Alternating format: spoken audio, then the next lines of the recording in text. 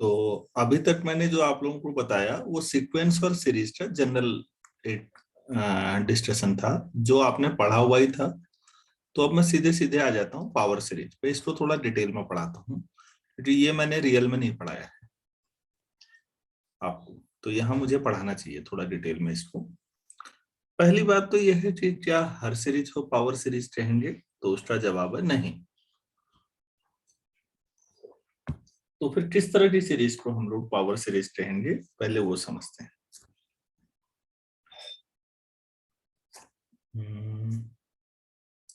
Sigma a n z to the power n, या फिर ऐसा भी हो सकता है कि a n z minus some a मान लो पावर एन, जहां पर आप जो भी ए एन ले रहे हैं या ए ले रहे हैं ये सब कॉम्प्लेक्स नंबर है। अगर रियल एनालिसिस पढ़ते हैं तो रियल नंबर है। तो इस तरह की जो सीरीज है, मतलब जेड ही पावर एन ही होगा, उसके जो कोफिशिएंट हैं कॉम्प्लेक्स में कॉम्प्लेक्स हो सकते हैं, रियल में रियल कोफिशिएंट हो सकते हैं, कॉम्प्लेक्स में रियल भी कोफिशिएंट हो सकते हैं, क्योंकि आर सबसेट होता है सी का।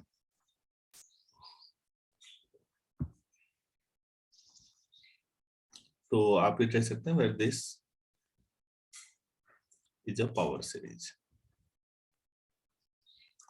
तो इसकी जो खूबियां है ना, खासियत है, वो जबरदस्त है, मतलब वास्तव में ये पावरफुल है। दोनों एक ही हैं बच्चों, दोनों में कोई अंतर नहीं है। क्यों नहीं है? मैंने आप लोगों को बताया था कि अगर कभी ग्राफ खींचे और सपोज मैं इसे एफ जेड ले लूं, तो इसे मैं एफ ऑफ जेड माइनस ए ले लूंगा, ठीक है ना। अब इसके इक्विवेलेंट रियल में सोचिए, कभी अगर मुझे एफ एक्स का ग्राफ पता हो और एफ ऑफ एक्स माइनस ए का ग्राफ पूछा जाए, तो आपको याद होगा ग्राफ ए यूनिट आगे खिसक जाएगा जहां पर था वहां से, याद है? यस ऐसा पढ़ा। Yes sir. तो ग्राफ के नेचर में कोई फर्क नहीं पड़ता, तो इससे कोई बड़ा अंतर नहीं आता, दोनों का एक ही जैसा है। तो फिर हम पहले वाले को ज्यादा प्रेफर करेंगे। ये भी एक सवाल बनता है कि पावर सीरीज ये तो अलग है, कभी हम टेलर सीरीज पढ़ते हैं, यहाँ तो ऐसा लिखा हुआ है, तो आप कहेंगे नहीं दोनों में कोई अंतर नहीं है, शिफ्टिंग ऑफ ओरिजिन से जो ओरिजिन 0 पर है वो ए पर शिफ्ट कर दो, क्या दिक्कत है? इससे कोई बड़ा फर्क नहीं पड़ता। क्या पावर सीरीज क्लियर हो पाई? Yes sir. ये अच्छा, अब हम लोगों का आएगा 2 पॉइंट में यहाँ पर लिखा देता हूँ नोट करके, एब्सोल्युटली कन्वर्जेंट और दूसरा क्या हुआ, कंडीशनली कन्वर्जेंट। शब्द वही है बच्चों जो रियल में है। और power series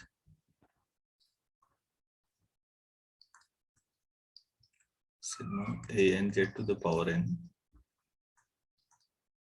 is said to be absolutely convergent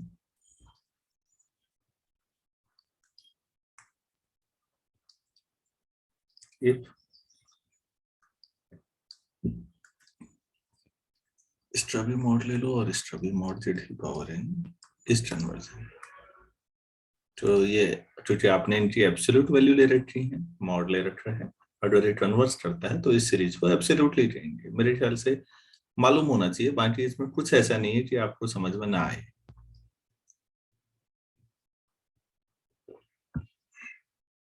conditionally कब कहेंगे?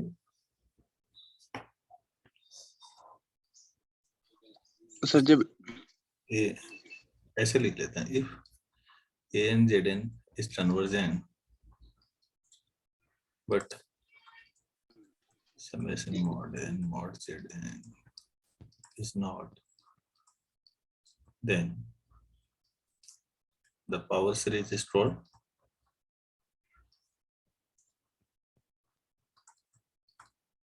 क्या? Conditionally convert.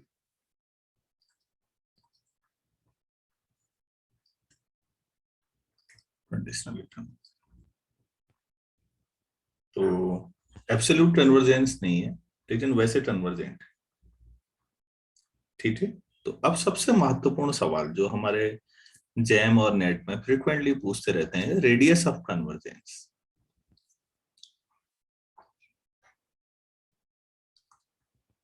Radius of convergence, इसका क्या मतलब है हम ये समझते हैं। पावर सीरीज है, जैसे अभी ये पावर सीरीज 0 है, 0 के चारों ओर मैं ले रहा हूँ, और अगर किसी पॉइंट 8 के चारों ओर लेनी है तो वो दूसरा वाला एक्सप्रेशन लेना पड़ेगा। कौन सा वाला? ये वाला ना, समझ रहे हैं? अगर ए पर लेते हो तो दूसरा वाला, 0 पर लेते हो तो पहला वाला, तो कोई फर्क नहीं पड़ता, 0 की स्टडी कर लो इन जनरल। तो 0 पर कन्वर्जेंट तो हो ही जाएगी सीरीज, उसमें कोई डाउट नहीं है। क्यों डाउट नहीं है भाई? आप इसका जरा एक्सपेंशन करेंगे तो क्या मिलेगा आपको? A not plus A one Z, ऐसे मिलेगा ना। अगर जेड की जो 0 रखी, yes sir. Sir A not. केवल एक ही टर्म आई बच्चों, सीरीज का सम फाइनाइट आ गया। Yes yes sir. हाँ, तो ये तो कन्वर्जेंट है ही। हमें तो ये देखना है कि आखिर उसके चारों ओर कितनी दूरी तक राइट सर्कल बन जाए जिसके अंदर ये सीरीज कन्वर्जेंट। तो इसे कहते हैं रेडियस ऑफ कन्वर्जेंस। क्या मीनिंग समझ में आया? Yes sir. यस अच्छा, हम ये देखेंगे कि ये रेडियस ऑफ कन्वर्जेंस वाला जो बनेगा ये भी ओपन सेट की तरफ बिहेव करेगा। बाउंड्री कंफ्यूजिंग है, मैं लास्ट में डायग्राम बना के दिखाऊंगा आपको कि बाउंड्री पर ऐसा हो सकता है कि कुछ पॉइंट, बाउंड्री के कुछ पॉइंट पर सीरीज कन्वर्ज करे और कुछ पे कन्वर्ज ना करे, इसलिए बाउंड्री थोड़ा कंफ्यूजिंग। अभी मैं जो ले रहा हूँ रेडियस, उसका मतलब उसके अंदर,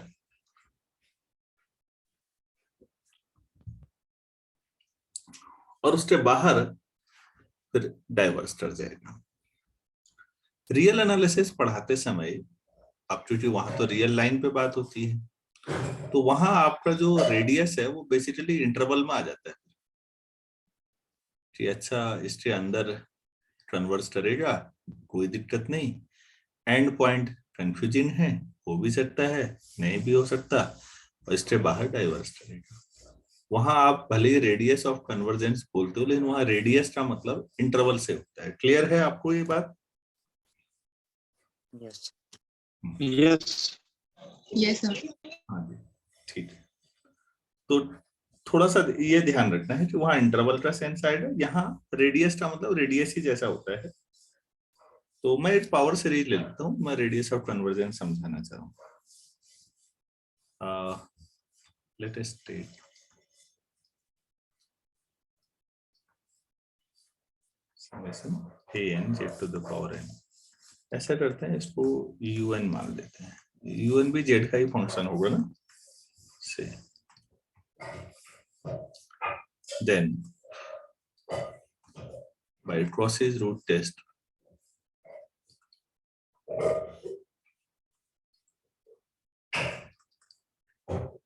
sigma un is convergent if limit un की power 1 by n less than 1। ऐसा होता है। यस अब मैं un की जगह क्या रख देना हुआ? जब भी मैं खाली लिमिट लिख रहा हूं तो n टेंडिंग टू इंफिनिटी मान ही रहेंगे आप, मैं उसको लिख नहीं रहा हूं, होल की power 1 by n less than 1। ठीक है, तो ये हो जाएगा लिमिट an mod की पावर 1 by n और mod z लेस देन 1।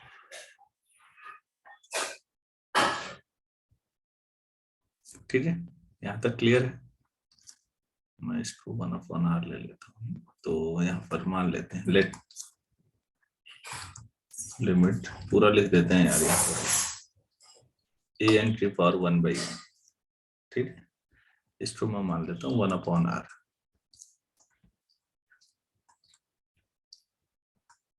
यही फॉर्मूला भी आने वाला है। और आप देखो कि कितने अच्छा, हाँ, 8:45 तक तो इससे क्या होगा, अभी क्या बन जाएगा, मॉड जेड अपॉन आर और mod Z less than are.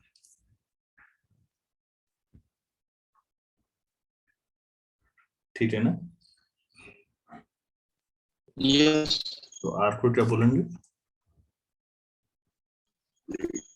Radius of convergence. मतलब सेंटर, ये सर्कल की क्वेश्चन है, सेंटर ओरिजिन पर है और आर रेडियस स्टार्ट बना लीजिए, यूजुअल मेट्रिक है तो सर्कल ही बनेगा। अभी देखो, जब तक टोपोलॉजी नहीं पढ़ी है तब तक चीजें हमें कंफ्यूजन कम है। अभी सर्कल मतलब सर्कल, ठीक है। बॉल मतलब जो गोल होती है, ओपन बॉल बना रहे हैं ना। मेट्रिक स्पेस और टोपोलॉजी पढ़ने के बाद जरूरी थोड़ी है कि बॉल मतलब गोल ही हो, वो तो मेट्रिक पे डिपेंड करता है कि आप मेट्रिक कौन सा डिफाइन करते हैं। तो ओपन बॉल की जब हम बात करते हैं ना, तो अभी बच्चों वाला चल रहा है। तो हमारे पास रेडियस ऑफ कन्वर्जेंस का फॉर्मूला क्वेश्चन 2 से आया। अब इसे रटने जैसा क्या है यार, ये तो खुद ही कॉमन सेंस लग रहा है कि यार उसे आर ले लें, 1/r, तो वो mod Z less than R आ जाएगा अपने आप ही। क्या मैं समझा पाया?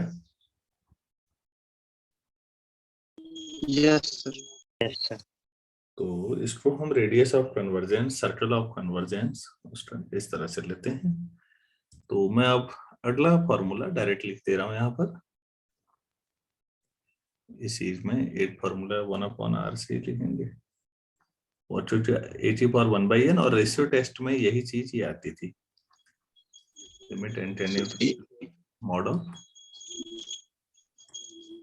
An plus 1 upon a.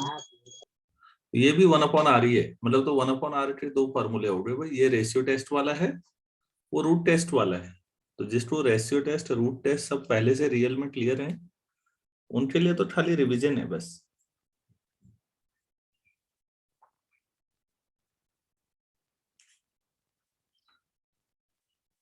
मैं एक आध सवाल इस पे कराना चाहूंगा पहले, फिर मैं आगे बढ़ाता हूँ एक आध थ्योरम।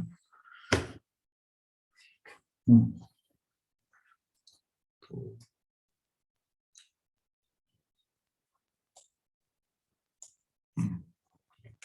क्वेश्चन लिखिए, find the radius of convergence. और 4-5 सवाल लिख लेते हैं, फिर करते हैं इनको। 1-2 में करके बाकी मैं आपके लिए छोड़ रहा हूँ। क्वेश्चन लिख लीजिएगा, find the radius of convergence of, पहला है sigma z to the power n upon n to the power n। दूसरा है summation 2 to the power -n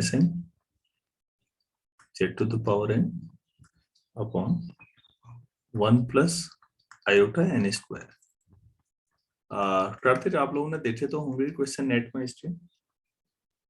Yes, sir. Factorial n whole square, ये जैम में भी शायद है, मुझे एग्जैक्ट नहीं है। हाँ, पावर सीरीज सब में। हाँ, तो एनालिटिक पढ़ानी है तो पावर सीरीज तो पढ़ाना ही पड़ेगा ना सबको।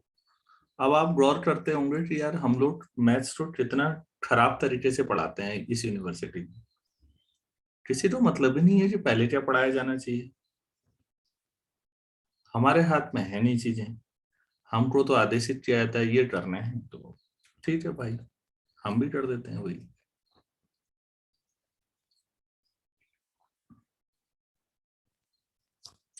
लो जी, ये मैंने सवाल आपको 2-3 सवाल दिए हैं। चलो बच्चों, पहला सवाल पे ट्राई करते हैं। अगर आप इसको कंपेयर करें, लिख ही लो यार पहले को, तो comparing with an z to the power n,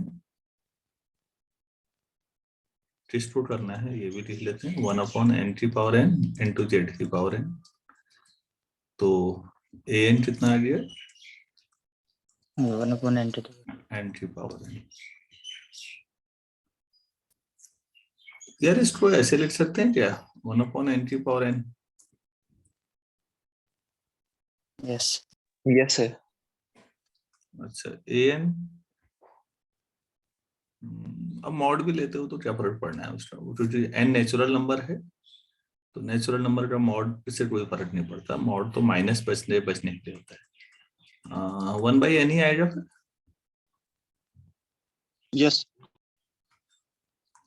limit n tending to infinity mod an की पावर 1/n कितना आ जाएगा बच्चों? जीरो। क्या यही था 1/r? यस 0। तो r Yes. क्या आ गया? Sir infinity. तो ये पूरे कॉम्प्लेक्स प्लेन में हर जगह पर क्या है? कन्वर्जेंस। कन्वर्जेंट। हाँ। तो बाद में जब हम एनालिटिक के सेंस में करेंगे तो एंटायर फंक्शन पे जाएंगे, लेकिन अभी उतना क्यों जाएं, तो हम ये कह देंगे अभी कि ये सीरीज पूरे sigma this upon this is convergent for every z belongs to C. Yeah, in the whole complex plane, this is with infinite radius. तो इसका रेडियस इनफाइनाइट है।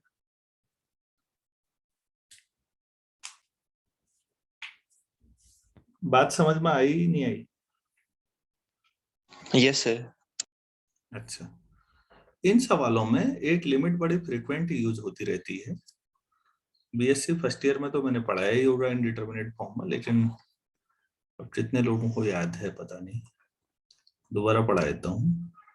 यार ये बताओ, n to the power 1/n, n tending to infinity कितना हुआ? सो 1। कैसे? Log पहले y इक्वल टू वो कर लेंगे, फिर इसको लॉग बस ले लेंगे मान लो, उसका। चलो लो जी, इसे y मान लो। ये सवाल होता था और ये इन्फिनिटी की पावर 0 हुआ बच्चों, ये इनडिटरमिनेट फॉर्म है। हम लोग जब कहते हैं किसी की पावर 0 1 होता है तो वो फाइनाइट की बात होती है। तो ये इनडिटरमिनेट फॉर्म है, आप इसको ऐसे करेंगे, इस लिमिट को याद रखेंगे। तो लॉग ले लिया मैंने, लॉग ले लिया इधर भी, लॉग ऑफ n की पावर 1/n को इधर ले आओ,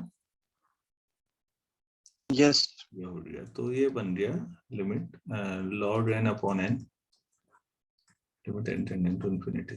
तो बच्चों ये कौन सी फॉर्म है? लॉग इंफिनिटी इंफिनिटी होता है, infinity upon infinity. L hospital rule लगा सकता हूँ? Yes sir. लिख देना भाई, एल हॉस्पिटल लगा यस दी, सर। मैंने लिख रहा हूँ। लॉग n का डिफरेंशिएशन 1/n और नीचे n का 1, limit n tending to infinity. तो बहरहाल 1 अपॉन इंफिनिटी मतलब 0। ये 0 log y आया तो y कितना होगा? e टू द पावर 0 मतलब 1। y क्या माना था आपने? n की पावर 1/n। ये लिमिट बहुत यूज होती है इस चैप्टर में, तो मैंने इसको अलग से ही बता दिया, क्वेश्चन जी समझ लो इसे भी। n की पावर 1/n, क्योंकि मेरे ख्याल से अगले सवाल में ही आपको जरूरत पड़ जाएगी इसकी।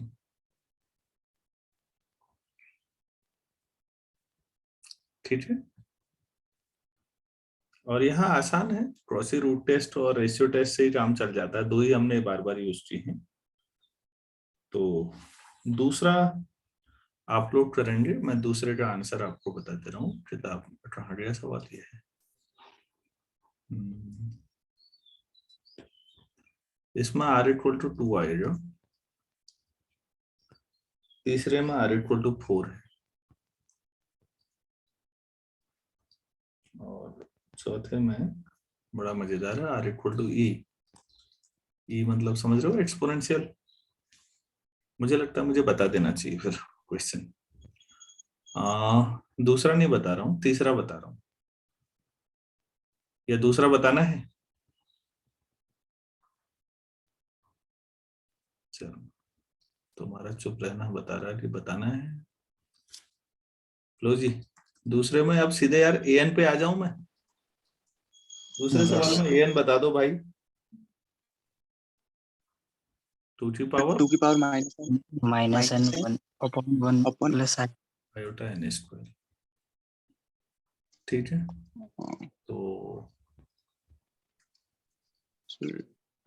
ये an जो है 1/2n 1 प्लस आयोटा n सभी पॉजिटिव है।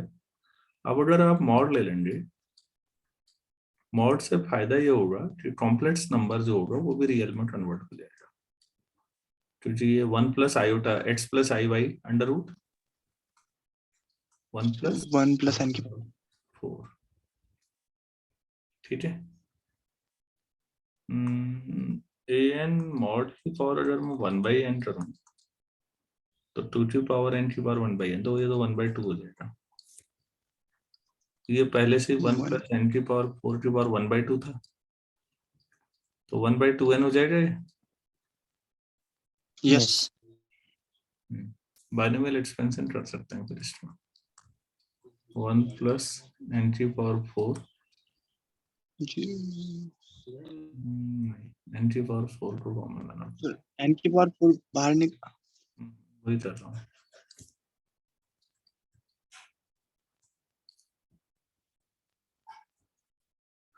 n की पावर 4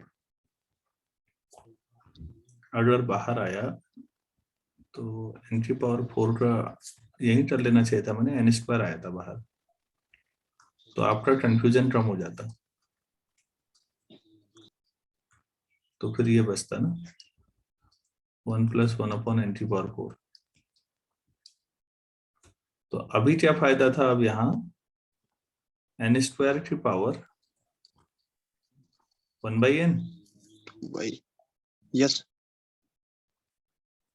और 1 प्लस 1/n की पावर 4 की पावर 1/2n, ठीक।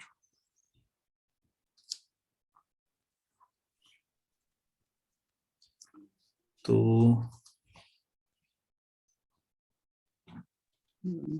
1/2 n की पावर 1/n का स्क्वायर कर लें से, यस सर e की और इसे सर e की पावर सर इसमें लिमिट लग जाएगी ना, डायरेक्ट e की पावर नहीं, ये नहीं बनेगा। e की वैल्यू समझिए बच्चों, पहले limit n tending to infinity है तो 1 plus 1/n to the power n होना चाहिए। 1 की पावर इंफिनिटी फॉर्म बनना चाहिए, 1 की पावर 0 फॉर्म बन रहा है ना। यस अगर n की पावर 0 है तो 1 प्लस n की पावर 1/n होना चाहिए। आप इसको e कहते हैं, ध्यान रखिएगा प्लीज। और अगर आप वैसे खोलना चाहें इसे तो ये एक्सपोनेंशियल का सीरीज एक्सपेंशन ये है, और ये 2.718 के आसपास है। एक्सपोनेंशियल में गड़बड़ मत करिए, 1 की पावर इंफिनिटी फॉर्म को एक्सपोनेंशियल कहते हैं। क्या ये 1 की पावर इंफिनिटी फॉर्म है? नो सर तो ये नहीं चलेगा। अब आप बाइनोमियल लगा सकते हैं, 1 plus x to power n अगर है तो बाइनोमियल टर्म होती है 1 plus n x n n minus 1 by factorial two x square plus and so on provided mod of x less than 1। अब ये है 1/n की पावर 4 है, तो आप लगा सकते हैं 1 प्लस 1/2n टू n की power 4 plus 1/2n minus 1 upon factorial to 1 की power 8 plus and so on. तो ये सब जीरो हो जाएंगे बेसिकली, n नीचे बहुत हैवी आ रहा है और ये सारी टर्म जीरो हो रही हैं, समझ रहे हैं आप लोग? जितना न्यूमरेटर में n है उससे नीचे डिनोमिनेटर में n ज्यादा हो जा रहा है। तो चलो 1 आएगा, यहाँ n की पावर 1/n को पहले ही 1 किया है, तो कितना बचेगा केवल? तो 1/2 और ये तब है जब लिमिट लगाएंगे हम, ये 1/r है शायद, तो r2 आ जाएगा। तो आपको लिमिट, एक्सपोनेंशियल, बाइनोमियल, फंडामेंटल सारे क्लियर होने जरूरी है।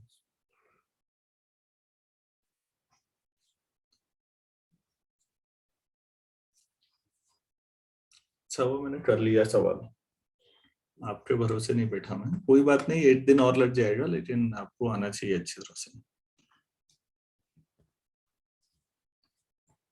क्या मैं समझा पाया हूँ सब लोगों को?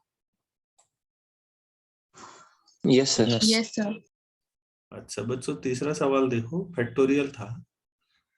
फैक्टोरियल ये इसमें an देखो, तीसरे वाले में factorial n square upon factorial 2n है। जब भी फैक्टोरियल आए ये वाला नहीं करेगा काम, तो रेशियो टेस्ट लगाना पड़ता था, अगर आपको याद हो तो।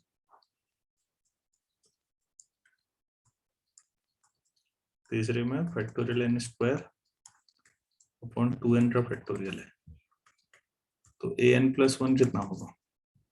n+1 का फैक्टोरियल का n+1 फैक्टोरियल का whole square upon 2 times n+1 का फैक्टोरियल।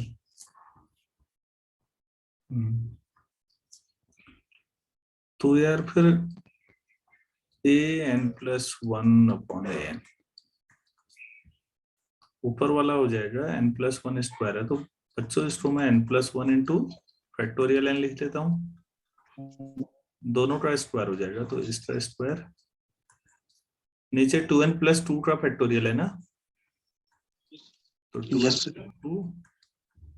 2n+1 और फिर 2n factorial. 2n factorial. an नीचे लाते हैं तो फैक्टोरियल n का whole square into 2n factorial, ये इससे कट जाएगा, ये इससे, बाकी n ऊपर नीचे से कॉमन ले आओ। अरे नीचे से 2 कॉमन ले लो तो n+1 2n+1 इतना बच रहा है। ये देखिएगा, यहाँ से 2 कॉमन ले लीजिए तो n+1 8 कट जाएगा ऊपर, n कॉमन ले लेते हैं ऊपर नीचे से, यहाँ से 2n ले लो तो 4 1/2। अब लिमिट लगा लेते हैं, तो ये 1/r हो जाएगा, 4 आ जाएगा। 4 आ जाएगा। जहां पे फैक्टोरियल आए ना उसका 1/n करके कुछ नहीं मिलेगा, क्रॉसी रूट टेस्ट मत लगाइए वहां पर, क्योंकि फैक्टोरियल का 1/n कैसे सॉल्व होगा, तो बस आपको अपने आप जवाब मिल जाएगा कि वहां क्या लगाना है।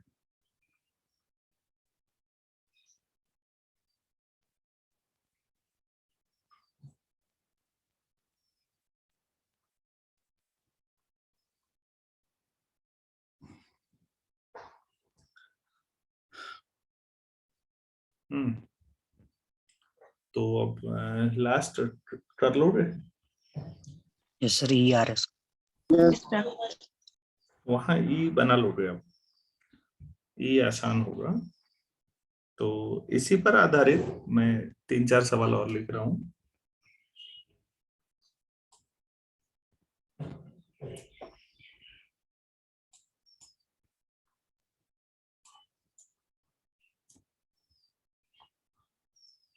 उनके क्वेश्चन और आंसर लिख देता हूं मैं, और मैं एक्सपेक्ट करूंगा कि अब आप लोग करेंगे तो मैं थोड़ा आगे बढ़ सकता हूं ना। तो बच्चों क्वेश्चन लिखिए, पहला, summation 3 + 4i to the power n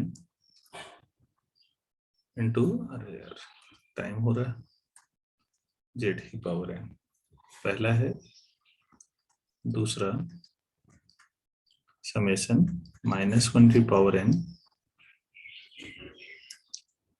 z - 2i की पावर n अपॉन n। और मेरी राय है कि कोई YouTube पे 50 वीडियो पड़े हैं, कोई एक अच्छा देख लीजिएगा एक बार। पावर सीरीज में बहुत सारी चीजें हैं, पावर सीरीज मैं भी आराम से ही पढ़ाऊंगा, उसमें घबराने वाली बात नहीं है वैसे। तो क्वेश्चंस मिल जाएंगे z to the power n। और चौथा, n√2 + i upon 1 + 2in into z to the power n। तो एक और है, पांचवा, summation 1/n to the power p into, ये n की पावर p है पावर में, तो z की पावर n। नीचे आंसर भी मैं लिख देता हूँ। पहला, पहले में r 1/5 है, कंप्लीटली था, मतलब रेड किया था। R1/5 है पहले में, दूसरे में R1 आ रहा है,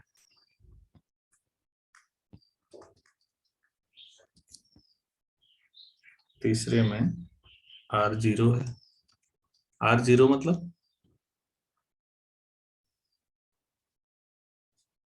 तो nowhere convergent. मतलब एक जीरो के अलावा और कहीं पर भी, चौथे में भी R1 आ रहा है, और पांचवें में भी R1 आ रहा है। ठीक है,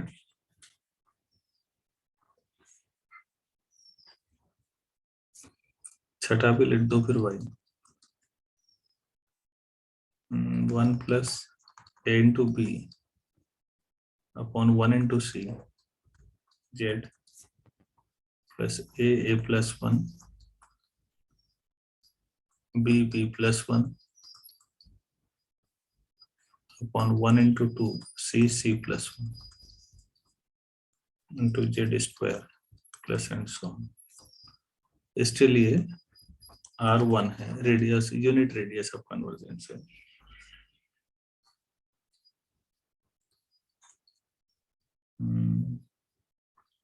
Z/2 plus 1 × 3 2 × 5 Z² plus 135 258 into Z³ ये है। तो इसमें R 3/2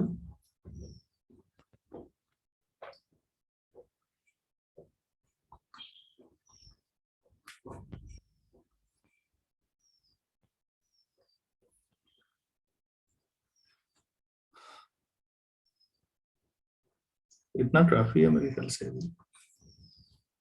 अभी चलने तो आपको ये समझ में आ गया कि एक पावर सीरीज है तो उसका रेडियस ऑफ कन्वर्जेंट क्या होता है और कैसे निकाल सकते हैं। क्लियर हो पाया इतना? Yes sir. अब Yes, sir. हमारे जो अब थ्योरम्स हैं, मैं सोच रहा हूँ कल कराऊंगा, वो ये है बच्चों कि एक पावर सीरीज है जिसका रेडियस ऑफ कन्वर्जेंस R है और उसके अंदर वो कन्वर्जेंट है, वो तो ठीक है। पावर सीरीज भी एक फंक्शन को रिप्रेजेंट करती है, कई बार सीरीज का समेशन FZ होता है।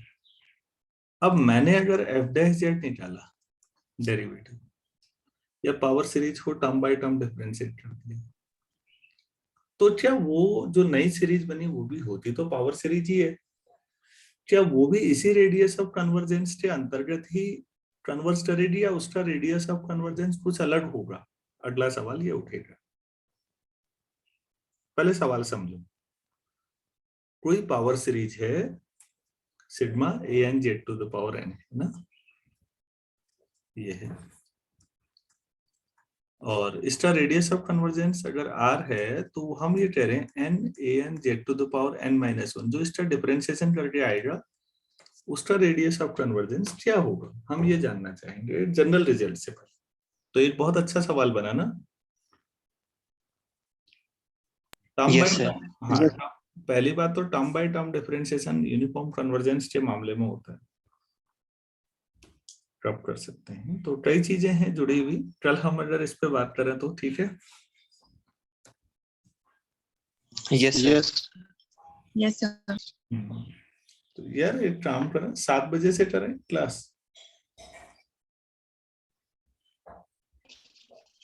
वो ठीक है दिक्कत सर. काफी हो जाएगा। कल से 7 बजे कर लेते हैं, थोड़ा जल्दी फ्री हो तो मैं कॉलेज के लिए तैयार होना होता है। Yes. Okay sir. तो कल सुबह 7 बजे प्लीज याद रखिएगा सारे लोग, ठीक है।